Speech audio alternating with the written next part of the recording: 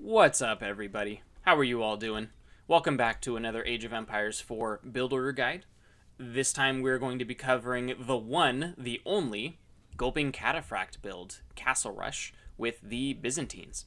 So without further ado, let's go ahead and get right into the build order. To get started, you're going to select all of your starting villagers, send them right onto sheep. You will then get your scout out and moving. You can then double click all of your sheep and move them closer to your town center. Just makes for very efficient gathering. Then you will take one of these villagers and build a cistern, and you are going to follow that up with a house. I left this space here specifically because you can barely see it, but there is a tree there that the cistern did not break, and so I'm going to be going out onto that tree first once I get into Feudal Age. So you're going to have a pretty standard opener here. You're going to have 7 on food, so your first villager will go onto the sheep, then your second villager will come out to the gold here. So we'll do 7 on sheep, we're going to get up to 3 on gold, and then we will be transitioning back to sheep after. In this particular style of build, instead of doing my standard half the map scouting where I might come back down here or come back and around this way, I'm actually looking specifically to get as much information on my opponent's base as I can, because we're going to be making some attacks on the enemy pretty quickly. That's the value of the build, is you get aggression going pretty quickly after you get up into the castle age. So I like to go all the way to the edge of the map, find the opponent's base, and then do a square around their base, and then bring my sheep back. Once again, just to reiterate something I've said about the Byzantines a couple of different times, all of these sheep are really just about denying your opponent as many sheep as you can. You don't 100% need them. In this particular build, you are going to need a couple of sheep just because you're going to be burning through berries real quickly. But only a couple of sheep are absolutely necessary. The rest of them are kind of just bonus. So once again, just to reiterate, you're going to go 7 onto sheep, you're going to go 3 onto gold, and then you're going to rally back to sheep until your age up.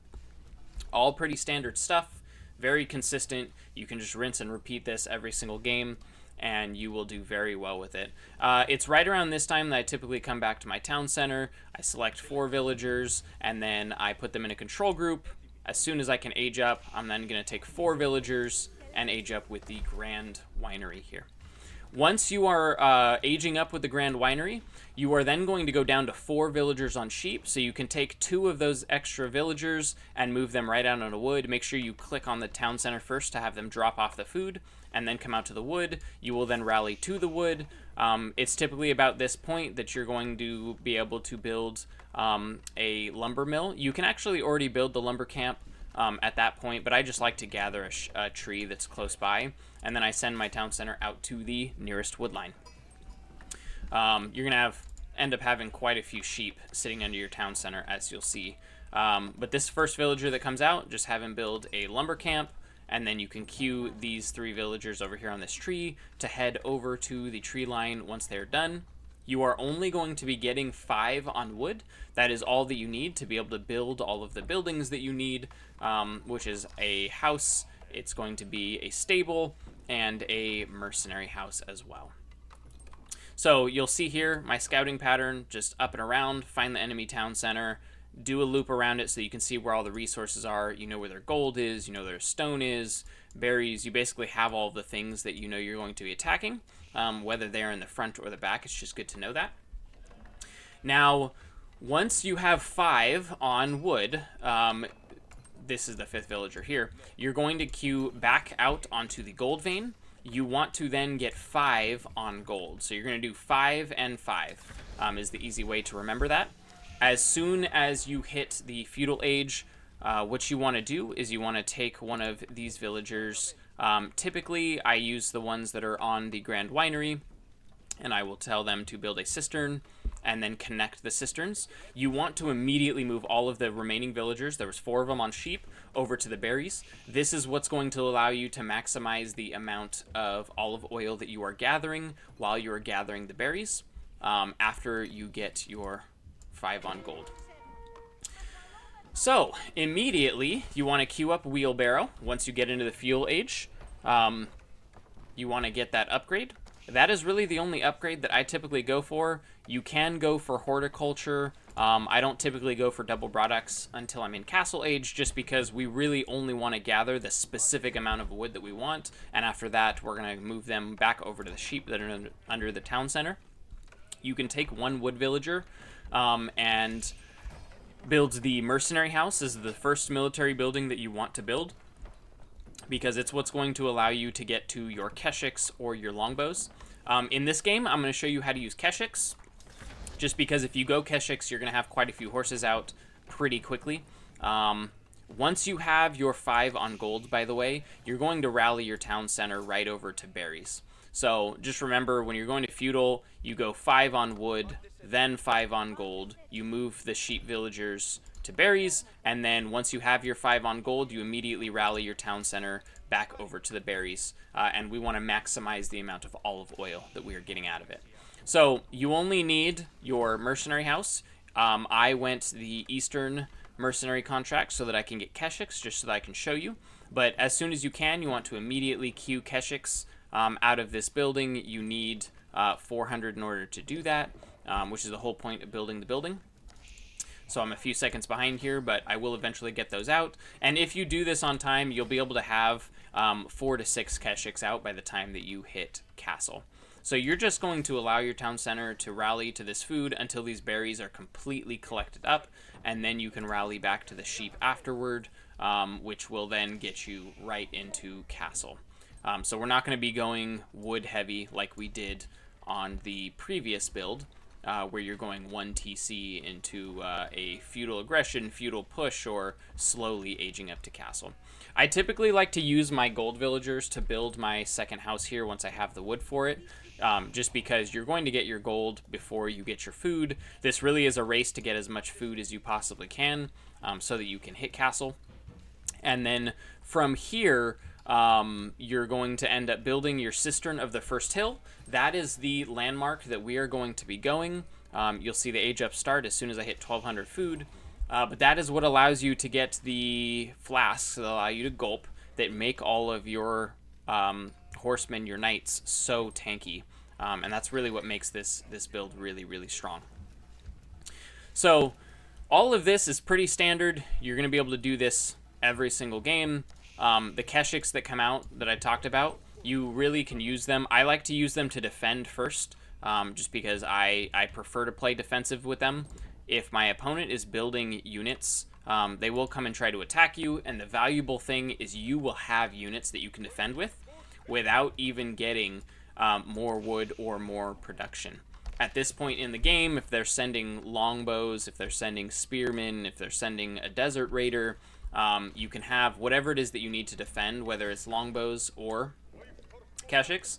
If you're going up against someone like the French, JD, possibly Rus, you might want to consider not doing this build and just doing the feudal aggression build, because that will just be more consistent. You'll have a lot more army. You'll be able to fight back. But against anybody that's castle rushing, I really like using this build, because the keshiks allow you to come out on the map against like the Holy Roman Empire and position them right on top of the relics. You can defend these relics because they're going to get castle way before you do, but you can use your keshiks to push them off and delay them, and then pick up 2 or 3 relics yourself. All the while, you're going to be building up an army that will be very difficult for them to fight against, which is the whole point of this build. So you can see, once you have the 1200 food, you're going to take some of your villagers off of food. I like to use 7, build the Cistern of the First Hill. I immediately queue up the aqueduct to connect, so that you will have 3 water level. And then after that, you're going to queue them to go directly to wood, because you will need wood to get a blacksmith, to start building farms, to do all of the other things for as soon as you run out of food. And then you're going to want to then rally your town center out to gold here. So I think I was rallying to wood, so I sent a couple extra villagers to go to gold, so I wasn't behind. But the point is, you want to typically get something like 7, 8, 9 on wood, and then you want to get up to like 12 on gold. The rest can be on food. And then one thing that's really important to note, now that you're in castle, immediately start thinking about how you're going to get relics. I like to queue up a couple of monks right away and start collecting the relics. And then I like to scout out a little bit, find out what's going on in the opponent's base where I'm going to be attacking. And I don't like to get aggressive immediately with the Keshiks. I like to get a Cataphract or two in there. I like to then come over and get my Mercenary House upgrade. So you'll see as I'm walking over, I'm going to be queuing up this Veteran Contract. And then I'm really not diving the town center until I have that contract. You do not want to lose these units or you don't want to risk fighting with these units until you have that contract coming in. So I kind of attack into here, but it's not until after I get the Veteran Contract on the Keshiks that I really make a play to dive under the town center. But that really is it for this build. Everything else is kind of typical Castle Rush stuff. You're then going to get all of your eco upgrades, you're going to get all of your military upgrades, you're going to collect all the relics, take the map control. So you'll see here I end up backing out. I want to get just a couple more units with me. And then I'm going to speed up real quick because I just want to show you this. I want to show you just how potent. I know that this is just bots, but I want to show you how potent this build is, how little damage these guys take from the town center and from outposts and things as you're diving. So you'll see here I end up losing my scout pretty quickly, but none of the actual horsemen here die, and that's one of the really strong things about this build is villagers will garrison, the town centers will be attacking your units, and they heal for so much. You'll see the scout here dies, nothing else dies, and I think I stay underneath town center fire for I don't know what the actual timing is, but it's probably a minute or something like that, where I'm just diving, killing villagers. They bring a spearman in. That doesn't do a whole lot. Now, it's worth mentioning that the counter to this build is spearman crossbows. Tons of them. If you're playing against the Japanese, they have Onimusha, which absolutely run all over this build. So just be aware of that. If you're going up against the Japanese, you may struggle a little bit if they correctly counter you. But even spearmen and crossbowmen will struggle against this. It has to be played very well, very defensively. But I don't know how long I was under there, for probably a minute or so, and I didn't lose a single unit here. I did a bunch of damage. You can now back up, bring a monk forward, heal them, and rinse and repeat. And you can see I still have 11 flasks. So I hope you enjoyed this. I hope you are able to get this down, practice it a little bit, take it out on the rank ladder, have some fun with it. I can show you guys a couple more games where I played this. I know you've seen this build before. I do have a couple of games. Go check those out. I think I had a Byzantines versus Chinese gameplay review where I show you how this build works and how effective it is. But just get out there and have some fun with it. I look forward to seeing you all in the next one. Thank you.